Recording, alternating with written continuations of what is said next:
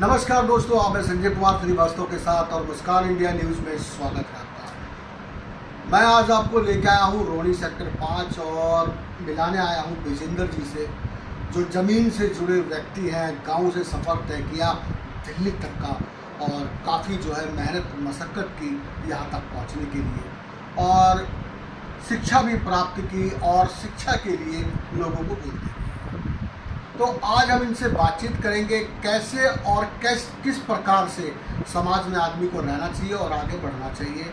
अपना ये नहीं कि मैं समाज में हूँ तो एकदम गिर गया हूँ, मेरा मामला ख़त्म हो गया है, मैं बिजनेस नहीं कर सकता, मैं काम नहीं कर सकता, ऐसा कुछ नहीं है, सब कुछ कर सकते हैं। तो बात करते हैं यहाँ पे विजेंद्र जी से, जो सुप्रसिद्ध समाज सेवी है और कई समितियों से आज भी जुड़ाव है।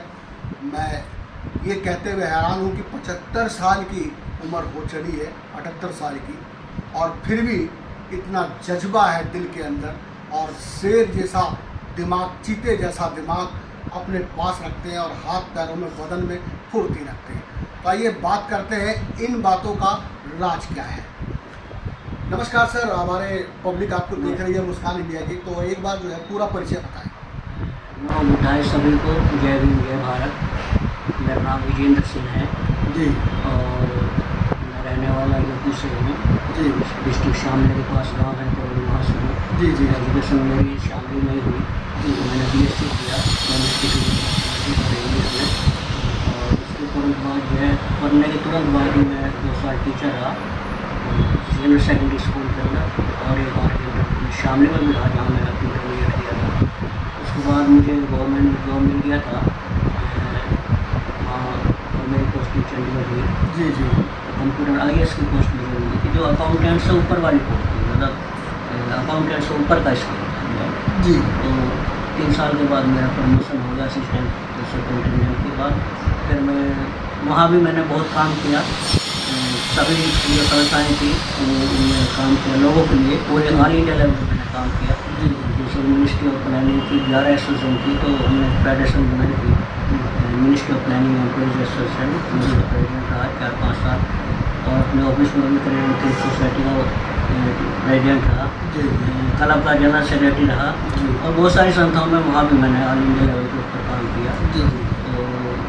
तो मैं पोस्टिंग हो गई यहाँ दिल्ली में ही, तो बाद में मेरा प्रमोशन हो गया असिस्टेंट डायरेक्टर तो इरीगेशन मिनिस्ट्री में, वहाँ मैंने काम किया। तो 2010 से मैं वहाँ से रिटायरमेंट के 1-2 साल बाद फिर मुझे मिनिस्ट्री ऑफ सोशल जस्टिस ने रिक्वेस्ट की, भैया आप आ जाओ कुछ ऑल इंडिया लेवल का कोई सर्वे ऑफ मैनुअल्स का, जो लोग ये मैला उठाने का काम करते हैं, जी, जी, उनका सर्वे करना था मिनिस्ट्री ऑफ सोशल जस्टिस में।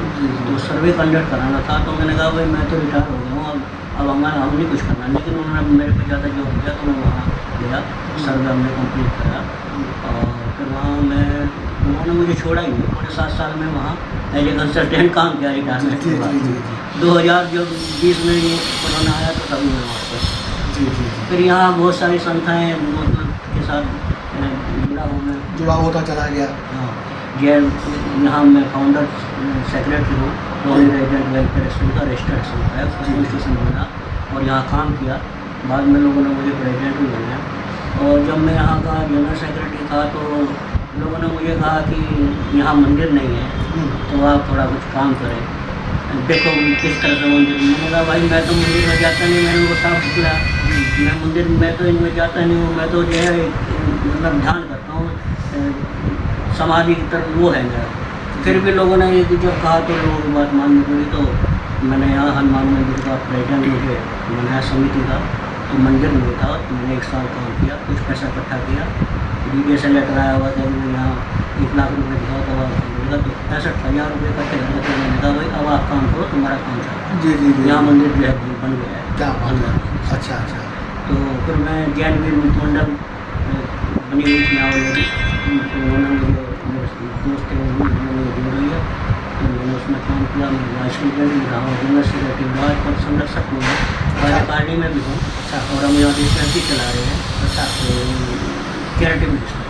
जी, जी, जी, इसमें एलोपैथी का डॉक्टर भी है, होम्योपैथी का भी है, डेंटिस्ट है और फिजियोथेरेपी तो वहाँ पे सारा निःशुल्क काम होता है? हाँ, मतलब नहीं, कुछ थोड़ा सा मामूली पैसा लेते हैं। निःशुल्क अगर ले रहे तो लोग जाते नहीं, वो सोचते हैं बेकार ही है। मामूली कितना हुआ? 5 रुपया का? तुमने जो भी मतलब 10-20 रुपये अच्छा अच्छा अच्छा, पर्ची का? दवाइयों का थोड़ा सा, जी जी जी बहुत ही नॉमिनल। जी जी जी हम तो चाहते हैं कि हम उसको ख़त्म कर दें, लेकिन उसमें ये अगर आप कहीं फ्री कर दो ना जी। तो लोग सोचते हैं ये बिल्कुल बेकार जी, है, जी, यहाँ जी। जाने की जरूरत नहीं जी, है, जी। इसलिए कुछ थोड़ा सा रखा हुआ है ये। मतलब ले भी लेंगे तो घर में इधर उधर फेंक हाँ, देंगे, हाँ, फिर ले आएंगे, फ्री में तो मिल ही रही है। तो थोड़ा जी। देते हैं उनसे, और काफ़ी उसमें हमारा खर्चा होता है। 14 लाख का हमारा 1 साल का खर्चा, लोग उसमें सब कंटिन्यू देते हैं। 14 लाख का इंस्ट्रूमेंट बना हुआ? हाँ, 1 साल का 14 लाख के करीब हमारा खर्चा होता है। जी जी जी।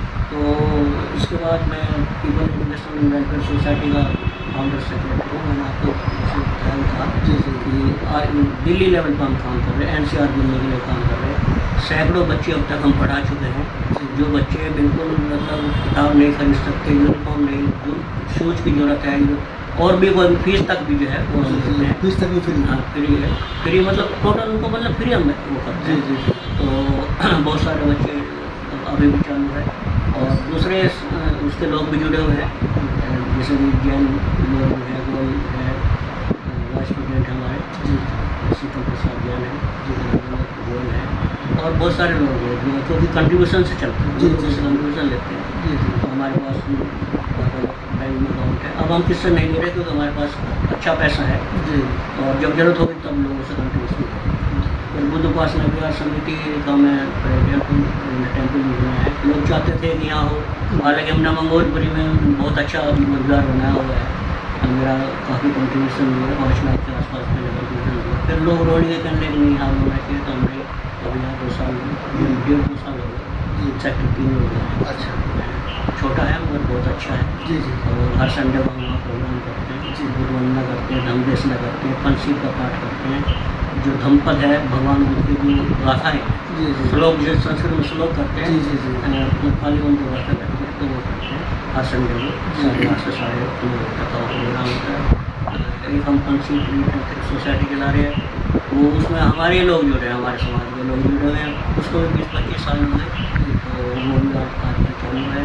तो इस तरह से लगे हुए हैं, और रविदास मंदिर से भी जुड़ा हुआ हूँ, सुल्तानपुर का गुरुद्वारा वहाँ भी जुड़ा हुआ हूँ।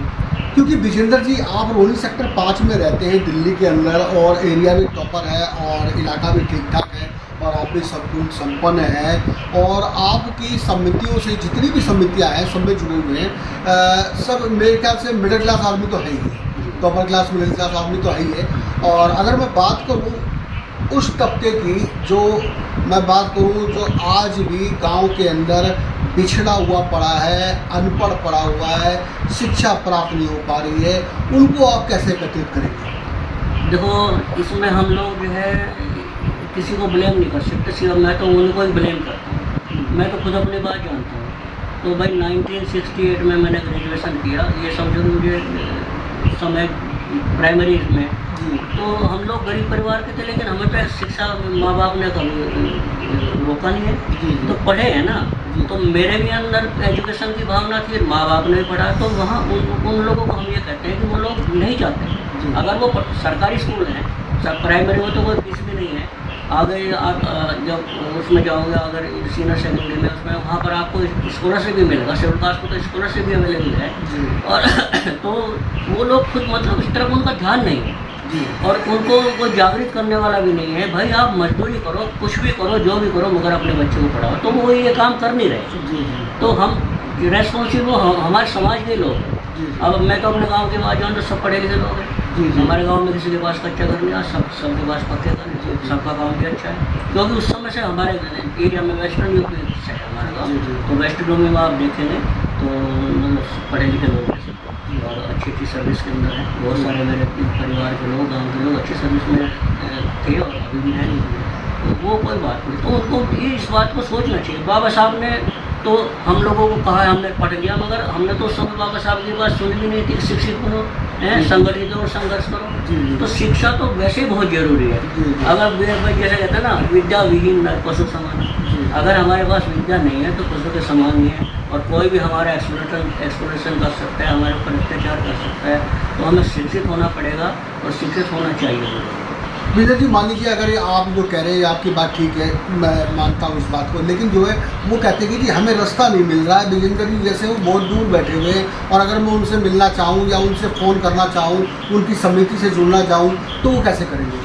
वो देखिए, हम लोग तो दिल्ली में काम कर रहे हैं, पर मैं ये अपने जो हमारे समाज के लोग हैं, तो मैं उनसे मेरे सदैव ये रखते कि आप अपने अपने एरिया के अंदर काम करें। जी जी। लोगों को एक बार समझाना तो पड़ेगा। जी जी। क्योंकि उन लोगों को पता ही नहीं, शिक्षा का मजदूरी कर रहे, मजदूरी करते आ रहे हैं, उसे ठीक है, यही हमारा जीवन है। जी जी। तो हमारे जो लोग आजकल पढ़े लिख गए हैं, अब जो फाइनेंशियली समर्थ हैं, उनको जहाँ भी हैं उन्हें अपने साथ, अपने समाज के लिए, और अपने समाज में मतलब है कि गरीब लोगों के लिए, चाहे वो किसी भी जाति के हैं, मैं तो ये कहता हूँ इसमें हमें नहीं करना। मैं तो यहाँ पीपल एजुकेशन सोसाइटी में ब्राह्मण के लड़के को पढ़ाया। अच्छा। तो जहाँ था लड़की सेक्टर 16 से आता था, मैं उसको, हमें इससे मतलब नहीं है कि, तो मैं ये कहता हूँ कि भाई साथियों, आप अब जो आप समर्थ हो गए हो, आप एजुकेटेड हो, फाइनेंशियल हो, तो आप समाज के लिए काम करो। जो ज़रूरतमंद लोग हैं उनके लिए काम करो। तो हमारे लोगों को काम करना चाहिए। हमारे लोग काम नहीं कर रहे, पढ़ लिख करके नौकरी मिल गई बस अपने लिए है, और अपने लिए क्या, अपने परिवार के लिए भी नहीं कर पाते हैं।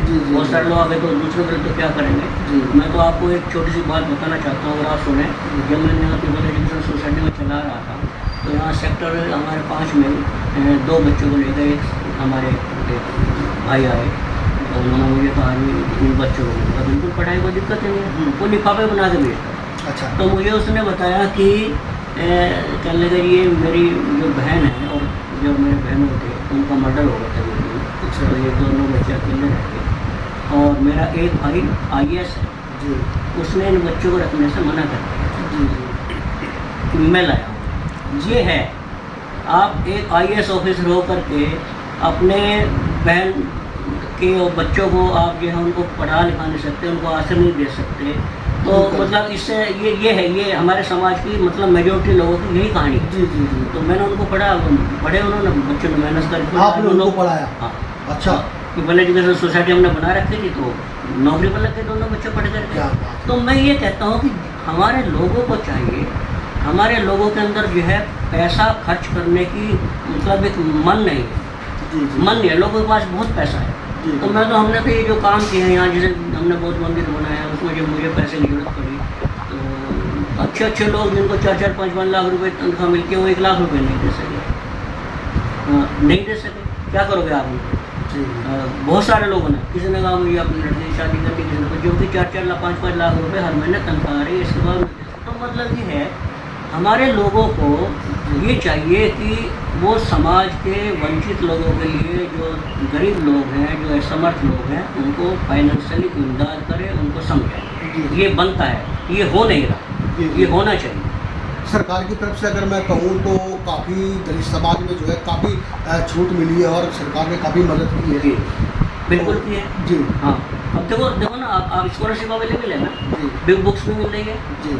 तो बताइए कहाँ दिक्कत है। और फिर अगर कोई दिक्कत आती है, तो जैसे हम यहाँ दिल्ली में चला रहे हैं, हालांकि बुक्स मिलती हैं, तो कई बार क्या होता है, सरकारी स्कूलों में बुक्स जो है वो टाइम भी नहीं आ पा रही, तो बच्चा सफ़र कर रहा है, तो हम यहाँ उनको बुक्स देते हैं, हम उनको बुक्स देते हैं। यूनिफॉर्म है, एक यूनिफॉर्म देंगे, वो एक यूनिफॉर्म से काम चलेगा, एक यूनिफॉर्म हम देते हैं। तो मतलब ये है कि इस तरह से सरकार के ने बिल्कुल सुविधा दी है, सब जगह सुविधा दी हुई है, और उसका हमें फ़ायदा उठाना चाहिए, और अगर और ज़रूरत है तो हमारे लोगों को उनकी इमदाद। दर्शकों, यहाँ मैं आपसे कहना चाहूँगा कि बराबर हमसे जुड़े रहिए, और हम बातचीत कर रहे हैं विजेंद्र जी से। और विजेंद्र जी कहते हैं कि कहीं भी रह रहे हो, किसी भी प्रांत में रह रहे हो, अब यदि अगर आप दिल्ली आके मदद लेना चाहते हैं, तो स्क्रीन पे दिए गए नंबर पर विजेंद्र जी से बात कर सकते हैं। डिस्पेंसरी भी और तरह तरह की कई समितियां हैं जिनसे जुड़े हुए हैं विजेंद्र जी, और मैं आगे इनसे अब प्रोग्राम की बात करूंगा। अपना प्रोग्राम भी होने वाला है। अभी जैसे कि आपने कहा था कोई प्रोग्राम होने वाला 3-4 दिन के बाद में। हमारा जो है, जो हमने बोर्ड टेम्पल बनाया है, तो वहाँ हम हर संडे को 8:30 बजे से 9:30 बजे तक जो है धर्म का प्रोग्राम करते हैं। इसमें बुद्ध वंदना करते हैं, पंचशील का स्मरण करते हैं, और इसके बाद जो है दंपत जो भगवान बुद्ध की गाथाएँ हैं, 400-500 गाथाएँ हैं, उसमें 400 ज़्यादा हैं, तो एक गाथा हर रोज पढ़ते हैं, उसका फिर डिस्कशन करते हैं। जी। लोगों को समझाते हैं कि हमारे बौद्ध धर्म के ऊपर जो है तो चल, मतलब ये नहीं कि हम यहाँ गाथा पढ़ रहे हैं तो हम ये सोचें कि हम क्या पढ़ रहे हैं उसको अनुकरण करें। उसका अर्थ। हाँ, बौद्ध धर्म जो है एक्चुअली धर्म तो इसको वैसे ही कहा गया है, कह दिया किसी ने, पर ये तो मार्ग है। जी। अगर मार्ग का मतलब है अगर आप उस पर चलोगे तो कहीं पहुँचोगे, नहीं तो आपके लिए कुछ नहीं है। कुछ नहीं। तो हम लोगों को ये समझाते हैं, जैसे मैं तो पंचशील के बारे में बतलाता हूँ। पंचशील में लोग बोलते हैं 5 पंचशील में आप देखो, सबसे पहला पंचशील भगवान बुद्ध ने क्या कहा है, पाणाति पाता वेरमणि शिक्षा पदम समाधियामि। अब मान लीजिए लोग इसको पढ़ के पहले उसको जा रहे हैं, मैंने उन्हें कहा ये तुम क्या पढ़ा है या कोई क्या बोला है आपने? देखो ये बोला हमने कि मैं प्राणी हिंसा से विरक्त रहने की शिक्षा ग्रहण करता हूँ, मैं अपने लिए बोला है ये भगवान बुद्ध को नहीं बोला।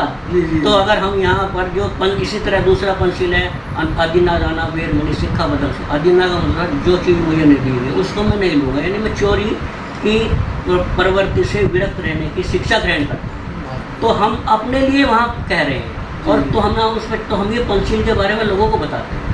इसी तरह से तीसरा शील जो है वो हमारा ये है कि भाई कामेशु मिथ्याचारा वेरमणि शिक्षा बदल, यानी कामेशु मिथ्या यानी काम वासना से, मिथ्याचार से, अवगुण से मैं दूर रहने की शिक्षा ग्रहण करता हूँ। चौथा हम बोलते हैं मूसावादा वेरमणि शिक्षा, यानी कि जो झूठ बोलने की प्रकृति से जो मेरी आदत अगर है तो मैं उससे मेरी शिक्षा, तो मैं अपने लिए वो कर रहा हूँ। और लास्ट वाला है सुरा मेरे मज पमाट थाना वेरमणि शिक्षा बदल समा, यानी कि सुरा शराब, मेरे मज का मतलब है कच्ची पक्की शराब, और ये जो आपकी नशेली वस्तु से ये विरक्त रहने की शिक्षा। तो वो धर्म जो है वो अपने को सुधार करने की जरूरत है। हमें अपने अंदर जो हमारे अंदर जो कमियां हैं, जो हमारे अंदर अवगुण हैं, उन अवगुण को दूर करने का मतलब ही बौद्ध धर्म एक मार्ग, ये मार्ग। तो इसको हमें चलना चाहिए। तो हम ये सब इस तरह की चीज़ें बड़ी साफ शब्दों में लोगों को बताते हैं, क्योंकि यहाँ कोई भगवान बुद्ध की प्रार्थना ठीक है, बुद्ध को हम नमस्कार करते हैं क्योंकि हमारे वो गुरु है, और हम अपने गुरु के तौर पे जैसा लोग अपने माता पिता को नमस्कार करते हैं, अपने गुरु को करते हैं, श्री बुद्ध को नमस्कार करते हैं। तो बुद्ध तो इस समय है नहीं, बुद्ध तो ये सत्य के अंदर विलीन हो चुका है, तो हम उनको ट्रेस नहीं कर सकते। तो उनकी एक प्रतिमा हमने बना के इसलिए रखी है ताकि हम उनका ध्यान आए और उन्होंने जो उपदेश दिया उसको हम मार्गदर्शन में चल सके। तो ये असली ये इस तरह की बहुत हम सीधी बातें वहाँ बताते हैं। तो हर संडे को वहाँ प्रोग्राम होता है, करते हैं हम लोग, और बहुत विषयों को बुलाते रहते हैं। काफ़ी बहुत विषय हमारे यहाँ आते हैं, जो भी लोग आते हैं उनको इस तरह से। बहुत बढ़िया। दर्शकों, मार्गदर्शन पे अगर चलना है तो प्रोग्राम में पहुँचे, हर संडे को प्रोग्राम होता है। स्क्रीन पे दिए गए नंबर पे संपर्क करें, विजेंद्र जी आपको स्वयं मिलेंगे, और कई गुण की बातें इनके पास छुपी हुई हैं जहां से आपको शायद मार्गदर्शन दिखाई दे। नमस्कार, संजय कुमार श्रीवास्तव, मुस्कान इंडिया न्यूज़, दिल्ली। सभी देशवासियों को नमो बुद्धाय, जय भीम, जय भारत। और मैं सभी को आने वाले 15 अगस्त की सभी को शुभकामनाएं देता हूँ। हम स्वतंत्र हैं और हमें पूरी तरह स्वतंत्र होकर के अपने जीवन में काम करना चाहिए, किसी के दबाव में नहीं रहना चाहिए, और अपने मतलब के लिए, अपने स्वार्थ के लिए किसी के गुलामगिरी जो है वो उसके नहीं होना चाहिए, करना चाहिए। बहुत